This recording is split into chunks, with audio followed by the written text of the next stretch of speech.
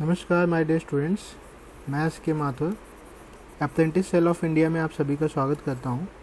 आज मैं अप्रेंटिस के रिलेटेड आपको वीडियो लेके आया हूं। बहुत ज़्यादा सीटें हैं और इंडियन रेलवे में है। इंडियन रेलवे आपको पता होगा, इंडियन रेलवे अलग अलग जोन में डिवाइड है। अगर जानकारी नहीं है तो कभी उस पर पूरा वीडियो बना देंगे। और सबसे बड़ी ऑर्गेनाइजेशन है इंडिया की गवर्नमेंट की, जो सबसे ज़्यादा एम्प्लॉयमेंट देती है। तो उसी बेसिस पे एम्प्लॉयमेंट ज़्यादा देती है तो अप्रेंटिस की सीटें भी ज़्यादा आती हैं।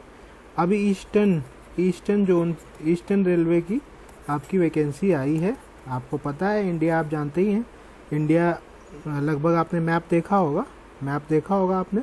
उस मैप में जो ईस्ट पार्ट है, north south west east part होता है, उसमें जो ईस्ट पार्ट है उस रीजन का है। तो आप लगभग जानते हैं आपका इंडिया, लगभग मैं रफली बनाने की कोशिश करता हूँ। तो ये आपका ऐसे करके, ऐसे ही आपका इंडिया है। ज़्यादा अच्छी ड्राइंग नहीं है लेकिन कुछ हद तक कोशिश कर रहा हूँ, ठीक है। स्पेस कम होने की वजह से ये जो आपका हो गया नॉर्थ साउथ वेस्ट और ईस्ट, ये जो रीजन है आपका वो ईस्टर्न रीजन कहलाता है, ठीक है। तो अब हम चलते हैं अप्रेंटिस की जो डिटेल है ईस्टर्न रेलवे की, उसकी बात कर लेते हैं। ये ईस्टर्न रेलवे है, आप देख सकते हैं। रेलवे रिक्रूटमेंट सेल है, ठीक है, Kolkata. Notification engagement apprentice act के तहत आपको लगाने के लिए for training slot in eastern railway unit. आपका नोटिस नंबर इतना है। शेड्यूल जो आपको दिया है, डेट ऑफ पब्लिकेशन आपका 12/9 को पब्लिश हुआ है। और opening date of online application कब है आपकी? 27 से ओपन होगा। तो 27/9/2023 से फॉर्म भरना स्टार्ट होंगे।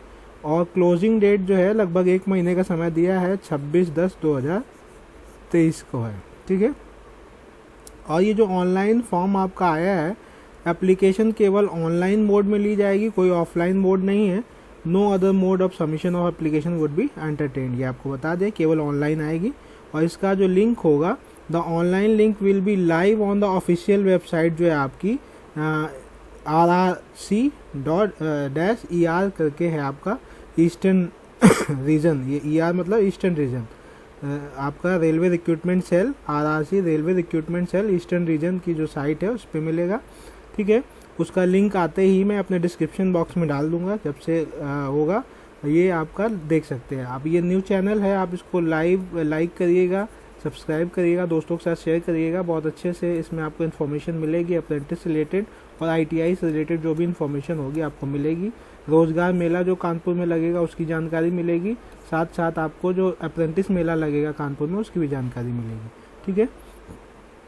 अब देखिए ट्रेड यूनिट्स, ये आपको दे दिया शॉर्टकट जो है आपका। तो अभी स्टार्ट नहीं हुआ है, ये स्टार्ट कब होगा? 27 तारीख से, ठीक है। नेक्स्ट चलते हैं, नेक्स्ट पेज पे।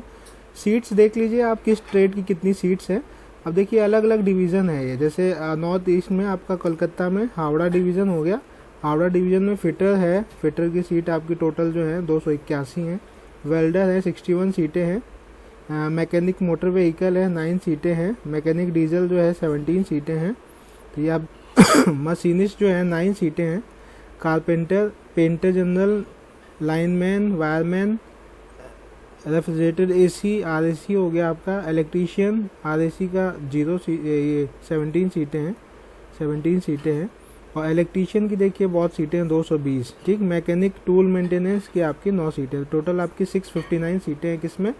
ये आपकी सीटें हैं कोलकाता में, तो हावड़ा डिवीज़न में, ठीक है। ये हावड़ा डिवीज़न का हो गया 659।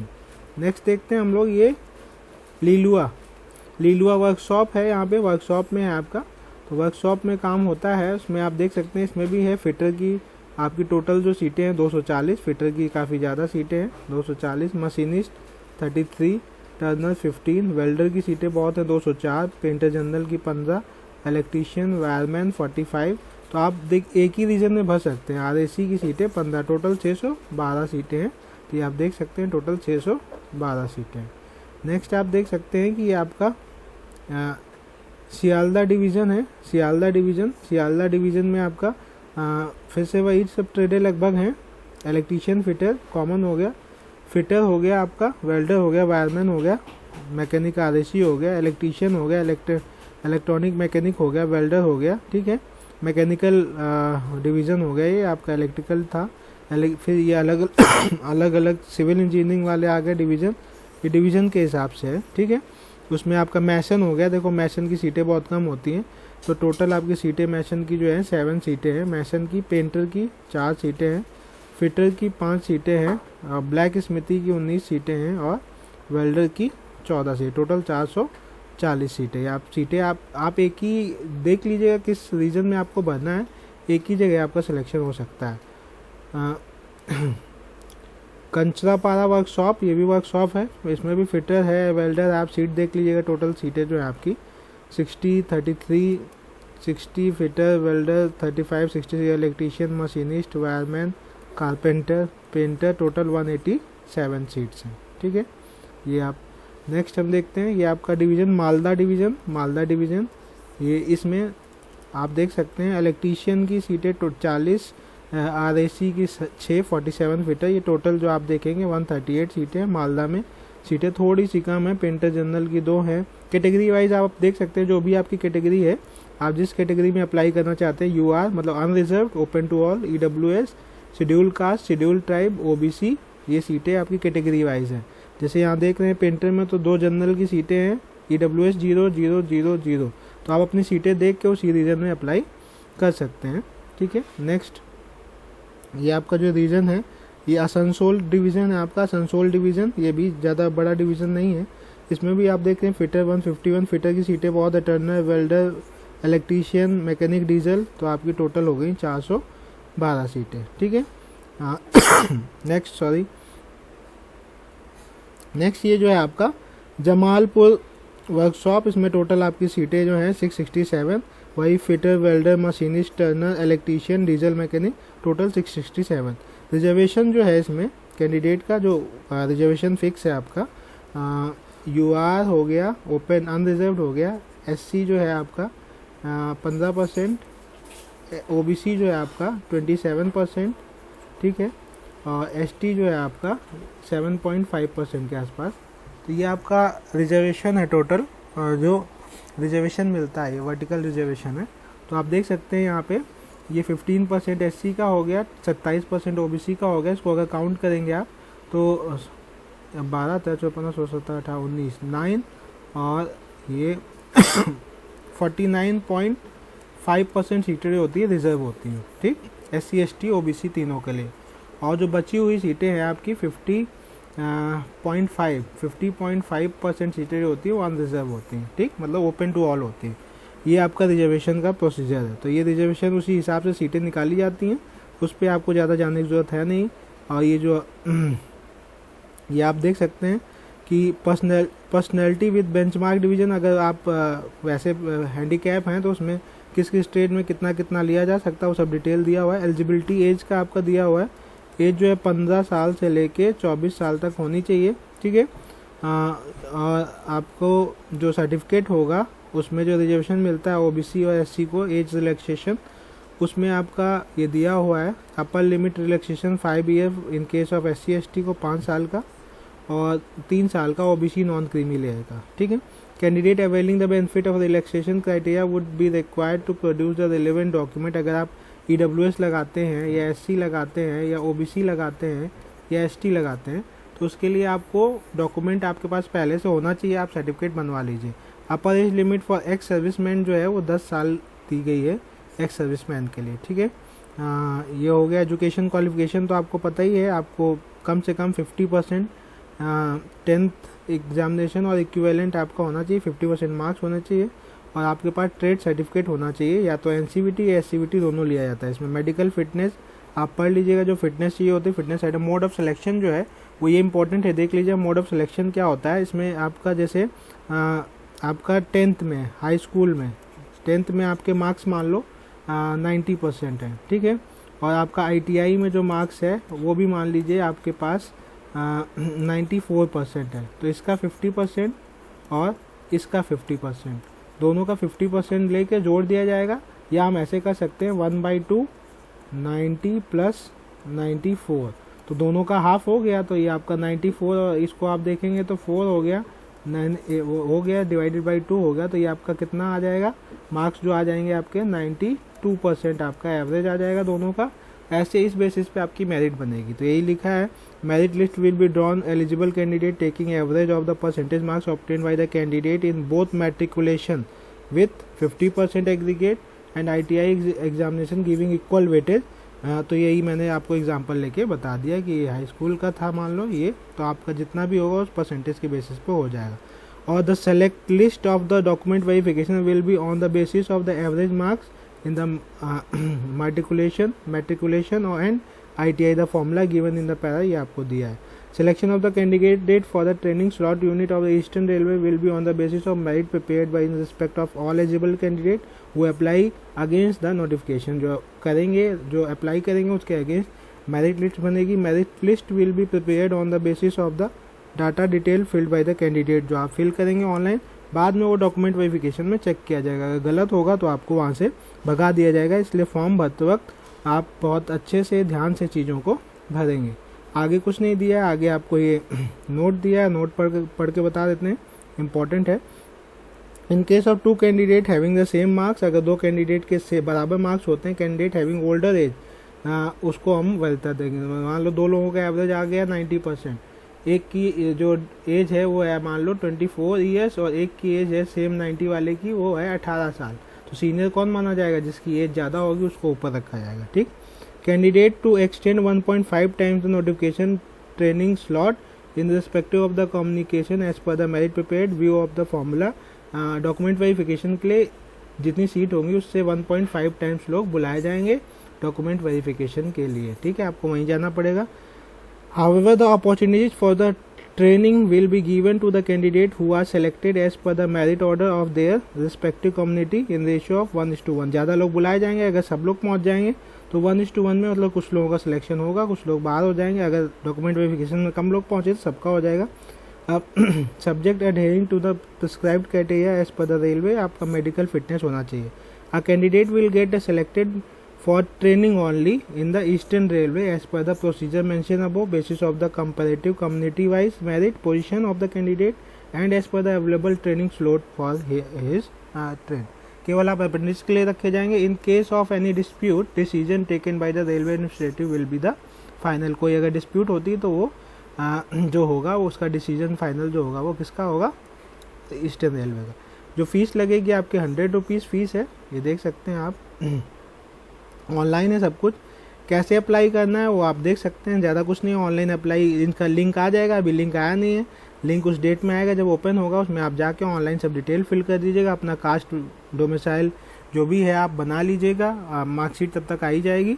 और ये आपका प्रोसीजर है, ज़्यादा डिफिकल्ट नहीं होता ऑनलाइन फॉर्म भरना, आप खुद भर सकते हैं। या नहीं है आपके पास तो कैफ़े में जाके आपकी प्रेजेंस में आप एक एक चीज़ देखिएगा कि सब चीज़ सही भर रहा है कि नहीं। बच्चे क्या करते हैं, कैफ़े में जाकर दे आते हैं, कुछ देखते नहीं। आपने सामने बैठ के भरवाइएगा, अपना नाम, डेट ऑफ बर्थ, पापा का नाम, फादर्स नेम और परसेंटेज, आपके ITI में परसेंटेज। बच्चे क्या करते हैं, इतने लापरवाह होते हैं कि जाके दे आते हैं, कुछ देखना होता नहीं है। हाई स्कूल के पता चला हाई स्कूल के परसेंटेज ही गलत भर दिया तो दिक्कत हो जाएगी, इसलिए सब कुछ आप बैठ के ही भरवाइएगा। आई होप ये वीडियो आपको अच्छा लगा होगा। अच्छा लगे तो लाइक से सब्सक्राइब जरूर करिएगा, अपने दोस्तों के साथ शेयर करिएगा। अब आगे कुछ बचा नहीं है, ये आपका proforma document to be uploaded, जो डॉक्यूमेंट आपको अपलोड करने हैं वो दिया हुआ है। स्कैन फोटो आपको होना चाहिए, जो दिया है 3 मंथ से ज़्यादा ओल्ड नहीं होनी चाहिए, ठीक है।